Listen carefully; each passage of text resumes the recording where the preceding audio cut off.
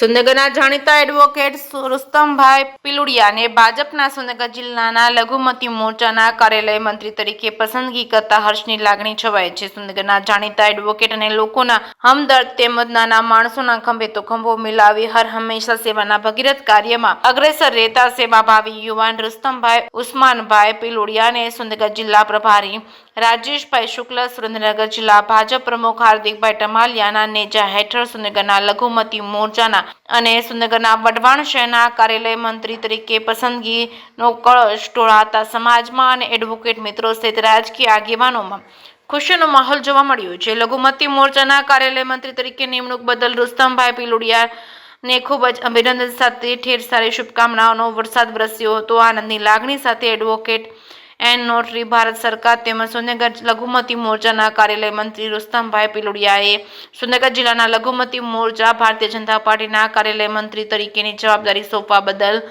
વડાપ્રધાન નરેન્દ્ર મોદી અને ગૃહ અને સહકાર મંત્રી અમિતભાઈ શાહ તેમજ રાષ્ટ્રીય અધ્યક્ષ નીતિન નબીનજી તેમજ પ્રદેશ અધ્યક્ષ જગદીશભાઈ વિશ્વકર્મા તેમજ રાજ્યના મુખ્યમંત્રી ભૂપેન્દ્ર પટેલ તેમજ ગૃહમંત્રી હર્ષ સંઘવી, પ્રદેશ મહામંત્રી હિતેન્દ્રસિંહ ચૌહાણ, વઢવાણના ધારાસભ્ય જગદીશભાઈ મકવાણા, પ્રદેશ પ્રમુખ લઘુમતી મોરચાના નાહિરભાઈ કાજી સહિતના આગેવાનો ભારતીય જનતા પાર્ટીના રુસ્તમભાઈ પિલુડિયાએ ખૂબ ખૂબ આભાર વ્યક્ત કર્યો હતો. જે કે સિંહ ગુજરાતી સાથે મહેશ ઉતરિયા, સુરેન્દ્રનગર.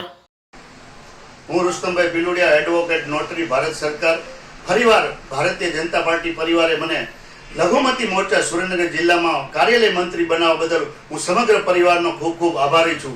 યશસ્વી વડાપ્રધાન નરેન્દ્રભાઈ મોદીએ તેમજ ગૃહમંત્રી શ્રી અમિતભાઈ શાહ તેમજ અમારા પ્રદેશ પ્રમુખ એવા વિશ્વકર્મા સાહેબ અને અમારા નાયબ મુખ્યમંત્રી હર્ષભાઈ સંઘવી તેમજ અમારા ગુજરાત રાજ્યના મુખ્યમંત્રી શ્રી ભૂપેન્દ્રભાઈ પટેલનો તેમજ હું ખૂબ ખૂબ આભાર માનું છું. ખાસ કરીને અમારા જિલ્લા મહામંત્રી હાલમાં પ્રદેશમાં ને હિતેન્દ્રસિંહ ચૌહાણ સાહેબ તેમજ અમારા પ્રદેશ પ્રમુખ નાહિમભાઈ કાજી તેમજ લોખંડવાલા સાહેબ તેમજ અમારા સુરેન્દ્રનગર જિલ્લાના હાર્દિકભાઈ ટમાલિયા જિલ્લા પ્રમુખનો તેમજ હું ખૂબ ખૂબ આભાર માનું છું. ફરીવાર ભારતીય જનતા પાર્ટીને લઘુમતી સમાજ ખૂબ બહોળી સંખ્યામાં મતદાન કરે અને ખૂબ જંગી આવનારી ચૂંટણીમાં વિજય બનાવે તેવો હું આભાર વ્યક્ત કરું છું. જય હિન્દ, ભારત માતા કી જય.